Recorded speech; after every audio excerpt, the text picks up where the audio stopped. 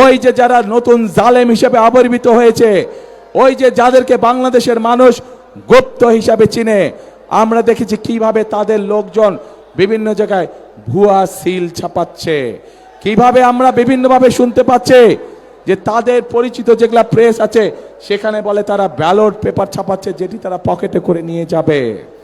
প্রিয় ভাই বোনেরা, শুধু তাই নয়, আমরা এর মধ্যে বিভিন্ন জায়গায় দেখেছি বিশেষ করে নিরীহ মা বোন যারা আছে তাদের কাছে গিয়ে তারা এনআইডি নাম্বার নিচ্ছে, তাদের কাছে গিয়ে তারা বিকাশ নাম্বার নিচ্ছে। প্রিয় ভাই বোনেরা, এই গুপ্তের দল, এই জালেমের দল বলে তারা নাকি সৎ মানুষের শাসন কায়েম করবে। আরে ভাই, নির্বাচনের আগেই তো আপনারা জাল ব্যালট পেপার শুনলাম, খবরে দেখলাম ছাপাচ্ছেন। নির্বাচনের আগেই তো দেখলাম আপনাদের লোকজন এনআইডি নাম্বার নিয়ে যাচ্ছে, মা বোনদের বিকাশ নাম্বার নিয়ে যাচ্ছে।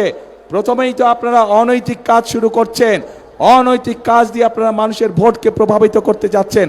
যাদের ভোটের শুরুটাই অনৈতিক কাজ, তারা কি করে সৎ মানুষের শাসন দিতে পারে?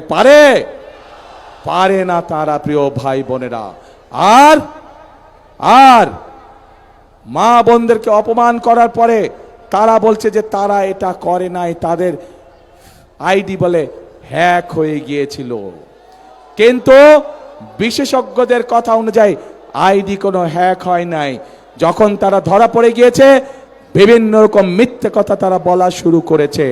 প্রিয় ভাই বোনরা, যারা একটি অপরাধকে ঢাকার জন্য মিথ্যে কথা বলে, আর যাই হোক, তারা সৎ মানুষের শাসন দিতে পারে না।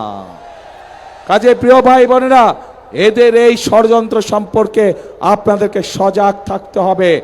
আজ এই মাঠে লক্ষ মানুষ যারা আছেন, আপনারা স্ব এলাকায় ফিরে গিয়ে আপনার এলাকার যে সকল ভাই বোন আছে, যারা ভোটার আছে, তাদেরও সকলকে সজাগ সতর্ক দৃষ্টি রাখতে বলবেন, যাতে করে 12 তারিখে আপনার অধিকার অন্য কেউ হাইজ্যাক করে নিয়ে যেতে না পারে।